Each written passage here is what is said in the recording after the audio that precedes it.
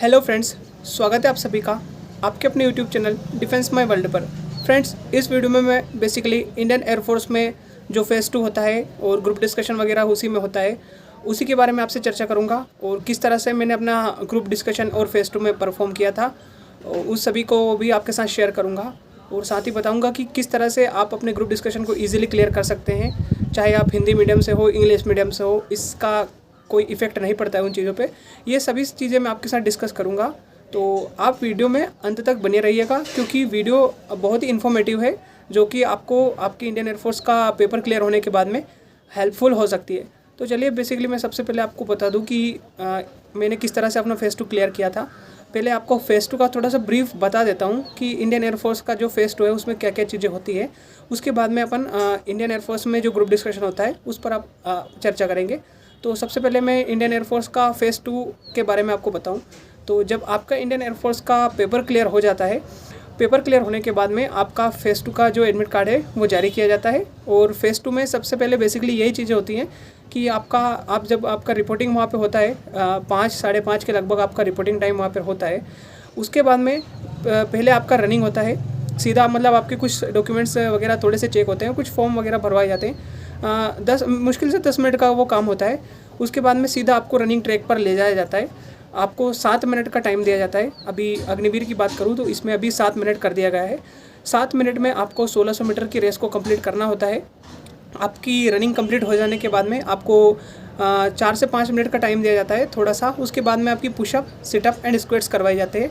तो आपके रनिंग के बाद में आपकी पुशअप, सिटअप एंड स्क्वेट्स करवाने के बाद में आपको सीधे एक बड़े से हॉल में ले जाया जाता है। तो सबसे पहले जिन बंदों का रनिंग और मतलब मान के चलिए आप रनिंग और पुशअप, सिटअप, स्क्वेट्स यानी कि पूरा फिजिकल जिनका क्लियर हो जाता है उनको बड़े से हॉल में ले जाया जाता है। बाकी जो फिजिकल में आउट हो जाते हैं उन्हें दूसरे हॉल में ले जाया जाता है। वहाँ उनसे कुछ फॉर्म वगैरह भरवाए जाते हैं और डिस्क्वालीफाई उनको कर दिया जाता है, सिंपल सा।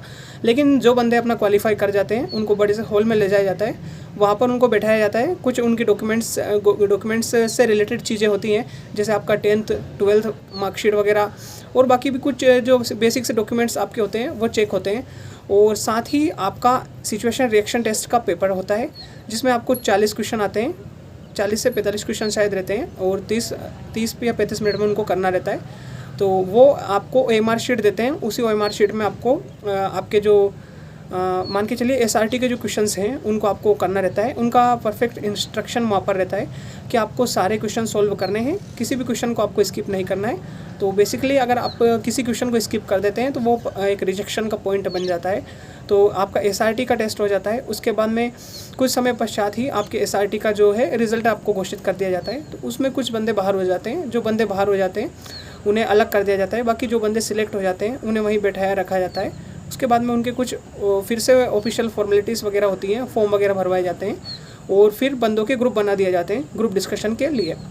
ग्रुप डिस्कशन में बेसिकली ये होता है कि आपके 15 बंदों के या 16 बंदों के ग्रुप बनाए जाते हैं। 15 या 16 बंदों के ग्रुप में आपके 2 ऑफिसर होते हैं, जिसमें एक CO सर होते हैं और दूसरे एक और एयरमैन होते हैं।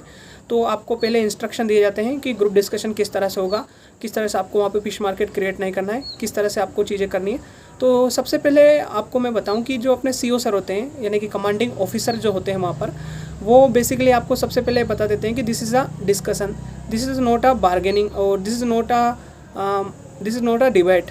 तो you have to cooperate with each other. तो इस तरह की वो चीज़ें बता देते हैं। उसके बाद में वो 10 मिनट तक किसी टॉपिक को बोलते हैं। उस टॉपिक को आपको रफ शीट दे दी जाती है। उस रफ शीट में आपको वो बोलते जाते हैं, उस के अनुसार ही आपको अपने टॉपिक के जो ब्रीफ में जो पॉइंट्स हैं वो लिखने होते हैं। उसके बाद में वो आपको फेयर शीट देते हैं। फेयर शीट में आपको वो 10 मिनट का ही टाइम देते हैं लगभग। तो उसमें भी आपको लिखना होता है। अगर आप रफ शीट में तो सब कुछ लिख लेते हैं, लेकिन अगर फेयर शीट में आपने कुछ नहीं लिखा तो वो भी एक रिजेक्शन का पॉइंट बन जाता है। दूसरा मैं आपको एक और चीज़ बताऊं कि आपको जो फेयर शीट है उसमें पॉइंट्स बनाकर नहीं लिखना है, बल्कि आप जो समरी टाइप आपको लिखना है, समराइज़ करना है टॉपिक को। तो 10 मिनट के टाइम के बाद में वो बोल देते हैं स्टॉप राइटिंग।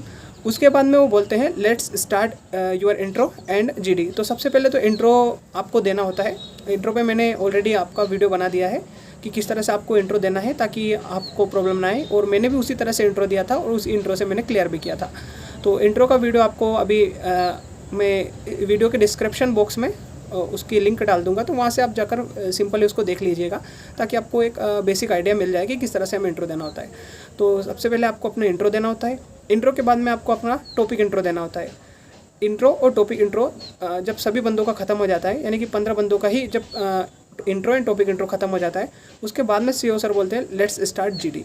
तो लेट्स स्टार्ट जीडी वो जैसे ही बोलते हैं तो सभी बंदे आपस में बोलने लगते हैं, किसी भी जो टॉपिक होता है उस पर डिस्कशन करने लगते हैं। तो उसमें आपको बेसिकली 2 से 3 बार पार्टिसिपेट करना होता है, क्योंकि 15 बंदे हैं तो इतना ही आप कर पाएंगे।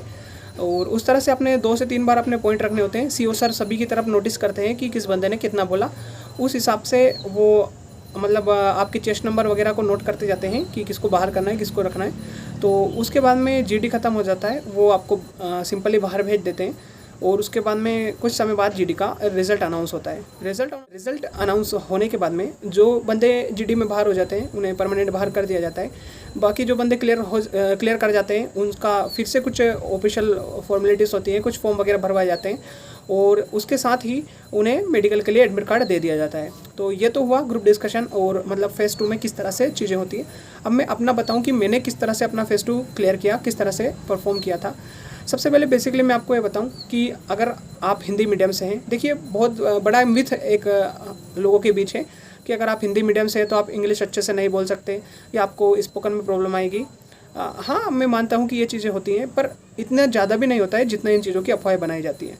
मैं खुद हिंदी मीडियम से हूँ और मैंने खुद अपना फेज़ 2 क्लियर किया है और मैक्सिमम बंदे वहाँ 80% जो बंदे होते हैं वो हिंदी मीडियम से ही होते हैं और फेज़ 2 भी क्लियर करते हैं। तो सबसे पहले तो आप ये बात मन से निकाल दीजिए कि मैं हिंदी मीडियम से हूँ तो मैं क्या फेज़ 2 या ग्रुप डिस्कशन क्लियर कर पाऊँगा या नहीं। दूसरा ये है कि अभी अगर आप देखिए, सबसे पहले आपको वर्क करना होता है अपने लेवल पर। आपका लेवल क्या है? इंग्लिश में बेसिकली सभी बंदों का, ज़्यादातर बंदों का लेवल थोड़ा सा कम ही होता है, उन्हें हेजिटेशन होता है। सबसे मेन चीज़ होती है हेजिटेशन को दूर करना। तो उसके लिए आप बेसिकली एक चीज़ कर सकते हैं कि आप आपके लोकल में देखिए, ऑनलाइन और ऑफलाइन में मैं थोड़ा सा आपको डिफरेंस बता दूं। अगर आप ऑनलाइन स्पोकन का कोर्स करेंगे और आप ऑफलाइन करेंगे, उसमें थोड़ा सा डिफरेंस ये है कि ऑनलाइन में क्या है कि एक कंप्यूटर स्क्रीन या मोबाइल स्क्रीन के सामने आपको बोलना पड़ेगा, तो वो हेजिटेशन उस तरह से रिमूव नहीं हो पाएगी जो आप ऑफलाइन कहीं आपके लोकल में इंग्लिश स्पोकन की जो कोचिंग हो उसे आप ज्वाइन कीजिए। उससे आपके अंदर का जो हेजिटेशन है, यानी कि आप इंग्लिश बोलने से जो भी आपको अंदर घबराहट और जो भी चीज़ें डर वगैरह होता है वो आपका निकल जाएगा। बस आप उन चीज़ों को कीजिए। एक बार आप लोकल में जाइए कहीं पे भी अपने आसपास और वहाँ पे एक इंग्लिश स्पोकन कोर्स कर लीजिए। उसको करने से क्या होगा कि आपका जो हेजिटेशन है वो दूर हो जाएगा। हेजिटेशन दूर होने के बाद में जब आपकी इंग्लिश एक बोल सकते हैं बेसिक बोलचाल की भाषा में जब आपकी इंग्लिश आ जाएगी, फिर आपको आपके टॉपिक्स रेडी करने में कोई प्रॉब्लम नहीं होगी। और दूसरा मैं यहाँ बताऊँ कि फेज़ 2 में यानी कि आपके ग्रुप डिस्कशन में ऐसा बिल्कुल नहीं है कि सभी फर्राटेदार अंग्रेजी ही बोलते हैं। ज़्यादातर बंदे अटक अटक कर ही बोलते हैं। बस वहाँ पर क्या है कि बंदे वो बाहर होते हैं जो घबराहट की वजह से कुछ बोल नहीं पाते हैं। सबसे मेन चीज़ यही होती है। अगर आपने अपनी घबराहट को दूर कर लिया तो आपको किसी भी तरह की समस्या आने वाली नहीं है। मैंने भी अपना हेजिटेशन इसी तरह से दूर किया था। मैंने कैसे अपना हेजिटेशन दूर किया था, तो मैंने इंग्लिश को अपने एक व्यवहारिक बोलचाल की भाषा में ले आया था मैं, इस तरह से कि हाँ, मुझे पता है कि मैं गलतियाँ करूँगा, गलत बोलूँगा, गलतियाँ सभी से होती हैं, पर फिर भी मैं अपने फ्रेंड्स के साथ इंग्लिश में कुछ चीज़ें डिस्कशन करने का प्रयास करता था ताकि मैं गलतियाँ करूँ, वो मेरी गलतियों पे हंसे या मुझसे बोले कि तुम ये गलती कर रहे हो और मुझे सीखने को मिले और दोबारा मैं वो गलती ना करूँ। दूसरा ये कि मेरा जो अंदर से हेजिटेशन है वो भी दूर होगा कि हाँ, मैं किसी के सामने अंग्रेजी बोल तो रहा हूँ। तो इस तरह से आप अपने हेजिटेशन को रिमूव कर सकते हैं। अगर एक बार आपका हेजिटेशन दूर हो गया तो फिर आप फ्लुएंटली इंग्लिश बोलेंगे। इंग्लिश में स्पोकन में ऐसा है कि ग्रामेटिकली चीज़ों का ध्यान नहीं रखा जाता है। मतलब ग्रामेटिकली अगर मिस्टेक भी हो तो कोई प्रॉब्लम नहीं है। आप अभी शुरू में जब इंग्लिश स्पोकन करेंगे यानी इंग्लिश बोलना चाहेंगे तो आपको प्रॉब्लम आएगी। आप सोचेंगे यार मैंने इज की जगह आर एम कुछ लगा दिया, लेकिन जब आप एक बेसिक वे में मतलब आपकी बोलचाल की भाषा में जब अंग्रेजी आ जाएगी तो फिर आपको ये ध्यान रखना ही नहीं होगा कि यार ये ग्रामेटिकली करेक्ट है और इनकरेक्ट है। तो इस तरह का इंग्लिश स्पोकन का और फेज़ 2 का जो है सभी चीज़ें रहती हैं।